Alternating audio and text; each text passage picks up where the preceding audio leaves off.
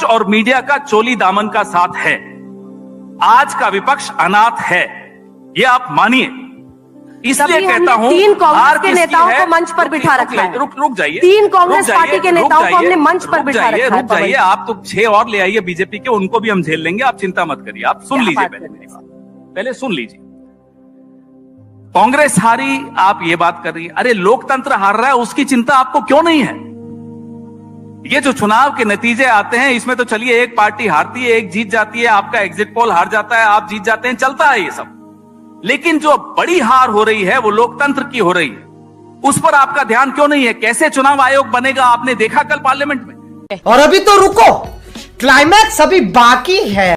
नरेंद्र मोदी जी को मिला है, बड़े किस्मत वाले हैं, कसम से कह रहा हूं, इतनी अच्छी किस्मत लेकर ये प्रधानमंत्री आए हैं। ऐसा मीडिया आप हमें 1 महीने के लिए दे दीजिए जी, 7 दिन के लिए एजेंसीज और 1 महीने के लिए आज तक, तो यही मांग रहे हैं आपसे। अच्छा, मतलब चुनाव आपको लड़ना है, चुनाव आप हारे और सारा का सारा दोष आपको अभी भी लगता है कि मीडिया, एक सेकंड, अब सवाल नहीं पूरा होने देंगे, कि सारा का सारा दोष आप मीडिया पे मर दें, आप मर दें कि एजेंसीज की वजह से हुआ। अरे एजेंसीज की कार्रवाई तो इलेक्शन वोटिंग के जस्ट पहले छत्तीसगढ़ में हुई। पहली बात फिर भी जनता ने, कि मैं आपको दोष नहीं दे रहा, मैं तो श्रेय दे रहा हूँ। नहीं, आप गलत कर रहे हैं। आप श्रेय लीजिए। क्यों ले श्रेय? आपको लपक के श्रेय ले लेना चाहिए। नहीं, आपको लेना चाहिए कि आप राहुल करते हैं, लेकिन राहुल जी जिता नहीं पाते हैं। आप मोदी जी को श्रेय मत दीजिए। आप राहुल करते हैं, मेहनत आपकी और फल ले रहे हैं मोदी जी। वही, ये अच्छी बात थोड़ी। हारते आप हैं और कहते किसी और ने हरा। मेहनत आप करते हैं, सत्ता में वो बैठे। आपको ऐसा लगता है, आपको ऐसा लगता है कि मेहनत हम लोग कर रहे हैं। पूरी मेहनत वो पार्टी करती है, मेहनत में कोई वो पार्टी करती है। नहीं, वो पार्टी करती है जो जीतती है। क्यों, जब आप कर्नाटक में जीते तब भी हमारी मेहनत थी। अंजना जी, 2014 मेरे सवाल का जवाब दीजिए ना। मैं अभी जब आप कर्नाटक में जीते तब भी मीडिया की मेहनत थी। जो आप नहीं पूछोगे उसका भी जवाब दूंगा। जो पूछ रही हूँ वो बता दीजिए ना। उसका भी दूंगा और जो नहीं पूछेंगी वो भी दूंगा। रुकिए, अभी मजा आएगा ना भिड़ो। पहले 2014 तक क्या होता था? पार्टियां चुनाव लड़ती थी, मीडिया निष्पक्ष एक भूमिका निभाता था। 2014 के बाद एक इकोसिस्टम चुनाव लड़ती है। एक तरफ अकेली विपक्ष, दूसरी तरफ media, agencies, social media, political party. अब आप देखिए कितनी लेवल प्लेइंग फील्ड है क्या ये? तो ये कह देना, तो मैं तो आपको सिर्फ श्रेय दे रहा हूं, आप इसमें श्रेय लीजिए, कोई गलत बात नहीं है इसमें। धूल चेहरे पर थी, आईना पोंछता रहा, यही आपकी बीमारी है। अरे साहब, यही आपकी बीमारी है। धूल चेहरे पे थी, आईना पोंछता रहा। शेरो शायरी का जवाब तो मेरे साथी देंगे। नहीं, वो भी देंगे, उनसे भी भिड़ेंगे, लेकिन उनसे भी भिड़ेंगे। कांग्रेस, आप तो सिर पे आज बांध के आए हैं कि क्या बोलना है। लेकिन क्या आप इस मंच पे मुझे बताएंगे कि तीनों राज्यों में कांग्रेस की हार का जिम्मेदार कौन था? देखते हैं आज पवन खेड़ा कितनी ताकत और हिम्मत दिखाते हैं। देखिए साहब, बहुत स्पष्ट है, जिस एजेंडा को लेकर हम लोगों के बीच में उतरते हैं, हो सकता है वो एजेंडा हम लोगों तक नहीं पहुंचा पाते। और पहुंचा क्यों नहीं पाते? फिर से मैं कहूंगा मीडिया, तो आप कहेंगे फिर हमारा नाम ले लिया। विपक्ष और मीडिया का चोली दामन का साथ है। यही नहीं, अभी और सुनिए। आज का विपक्ष अनाथ है, ये आप मानिए। इसलिए कहता हूं, 3 कांग्रेस के नेताओं को मंच पर बिठा रखा है। रुक जाइए। 3 कांग्रेस पार्टी के नेताओं को हमने मंच पर बिठा रखा है। रुक जाइए, आप तो 6 और ले आइए बीजेपी के, उनको भी हम झेल लेंगे, आप चिंता मत करिए। आप सुन लीजिए पहले मेरी बात, पहले सुन लीजिए। कांग्रेस हारी, आप ये बात कर रही है। अरे लोकतंत्र हार रहा है, उसकी चिंता आपको क्यों नहीं है? ये जो चुनाव के नतीजे आते हैं, इसमें तो चलिए एक पार्टी हारती है, एक जीत जाती है, आपका एग्जिट पोल हार जाता है, आप जीत जाते हैं, चलता है ये सब। लेकिन जो बड़ी हार हो रही है वो लोकतंत्र की हो रही है, उस पर आपका ध्यान क्यों नहीं है? कैसे चुनाव आयोग बनेगा आपने देखा कल पार्लियामेंट में। क्या इस तरीके से चुनाव आयुक्त बनाए जाएंगे?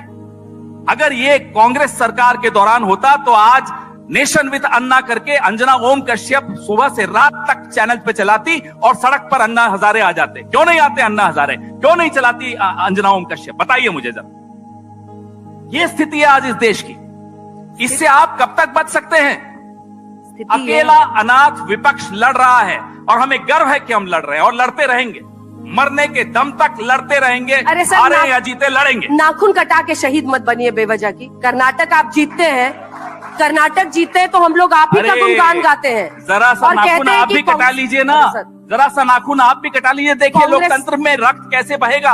अरे सर, लोकतंत्र में की हत्या हो रही है और आपको यहाँ ये मजाक सूझ रहा है। नहीं, आप मजाक कर रहे हैं, क्योंकि आप सारा का मजाक सारा नहीं कर रहे अंजना जी, हम तो कह रहे हैं और पे डाल रहे हैं। थोड़ा नाखून आप भी कटा लीजिए। दो स्पीकर और हैं, इनको भी थोड़ा मौका दे दीजिए पवन जी।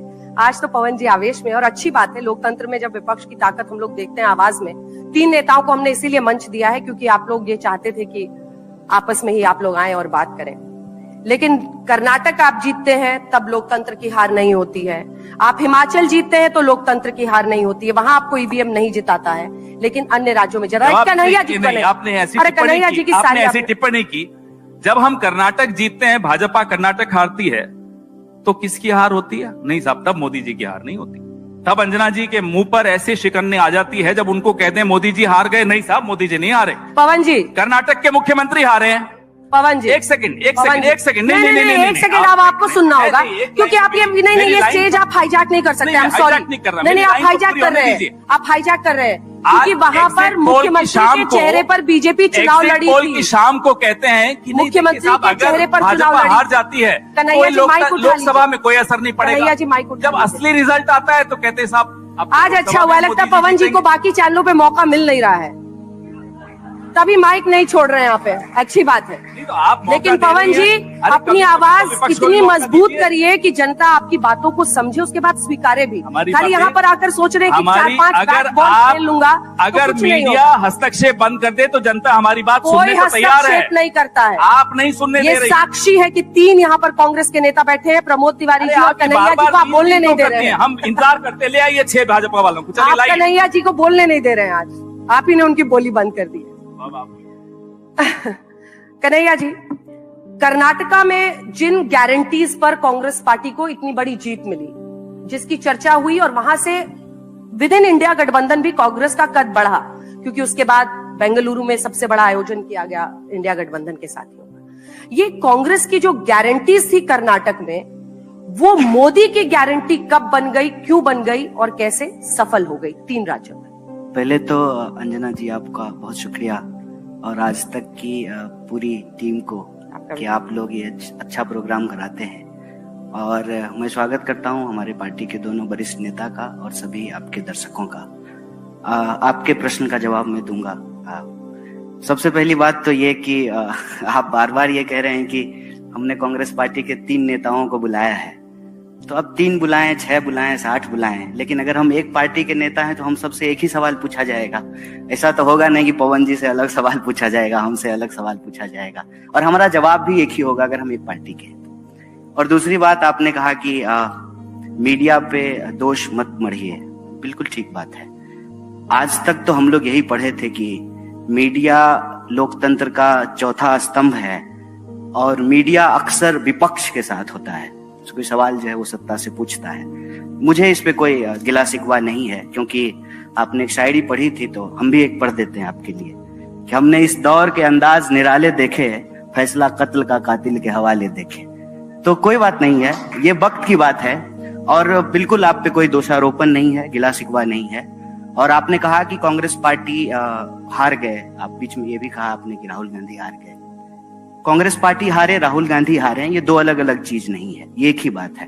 पार्टी की जीत में राहुल जी की जीत है और पार्टी के हार में राहुल जी की हार है। राहुल जी की जीत से जो है पार्टी की जीत जुड़ी हुई है, ये अलग अलग चीज नहीं है। और इस बात में कोई दो राय नहीं है कि संख्या बल के हिसाब से हम देखें तो परिणाम जो है हमारे पक्ष में नहीं है। और आपने बिल्कुल सही आंकड़ा दिया है कि जो हिंदी पट्टी है उसके ज्यादातर राज्यों में बीजेपी की सरकार है, बिल्कुल ठीक बात है, फैक्ट है। सवाल यह है कि इस देश में भारतीय राष्ट्रीय कांग्रेस एक पार्टी है जो कई सालों तक सत्ता में थी, सरकार में थी, उससे पहले जो है आजादी के आंदोलन में हिस्सा ली, देश को आजादी दिलाई, और अभी विपक्ष में है। ये एक स्वाभाविक प्रक्रिया है, जो खेलता है तो कोई हारता है, कोई जीतता है, इसमें कोई दुर्भावना वाली बात नहीं है। लेकिन मैं आपको इन सब चीजों के अलावे विशेष रूप से इस बात का धन्यवाद देना चाहता हूं कि आप गारंटी शब्द लेकर के आए, और जो प्रश्न आप हमारे दोनों वरिष्ठ नेताओं से पूछ रहे थे, और पवन जी को बोलने का हमसे ज्यादा बिल्कुल हक है क्योंकि वो हमारे मीडिया चेयरपर्सन हैं, मीडिया डिपार्टमेंट को हेड करते हैं, तो स्वाभाविक रूप से उनको ज्यादा बोलना चाहिए। लेकिन हम आए हैं यहाँ पे इनके साथ इसलिए कि हमारे पास आज इस देश को देने के लिए एक अल्टरनेटिव है, एक मॉडल है। और आपने चाहे मतलब ट्रोल करने के लिए ही सही या आरोप लगाने के लिए सही, आपने एक बड़ी अच्छी शब्द का इस्तेमाल किया कि कांग्रेस पार्टी की गारंटी की वजह से कर्नाटका में हमको जीत मिली। तो वो जो गारंटी थी वो मोदी जी की गारंटी कैसे बन गई? और मेरा ये मानना है कि कांग्रेस पार्टी ने इस देश में एक टेम्पलेट सेट किया है। टेम्पलेट ये सेट किया है कि इस देश में सरकार और जनता के बीच में एक संबंध है। संबंध ये है कि जनता सरकार को टैक्स देती है और सरकार बदले में जनता को सुरक्षा, उसके जो है रोजी रोटी, कपड़ा, मकान, इन तमाम चीजों को मुहैया कराती है, व्यवस्था कराती है। बार बार कह रही हैं कि साहब चुनाव हार गए, आप जनता तक मैसेज नहीं ले जा पा रहे। मैं आपसे एक सवाल पूछता हूं अंजना जी। सवाल तो वैसे आप पूछती हैं, लेकिन मैं भी एक पूछूंगा आपसे। आज से 2 महीने पहले आपने कितने कार्यक्रम किए? महिला आरक्षण, प्रधानमंत्री तो सबसे महान मसीहा हैं महिलाओं के, 3 राज्यों में मुख्यमंत्री बने। अरे अपनी पार्टी में कोई महिला नहीं मिली होंगी, अंजना जी को ही बना देते।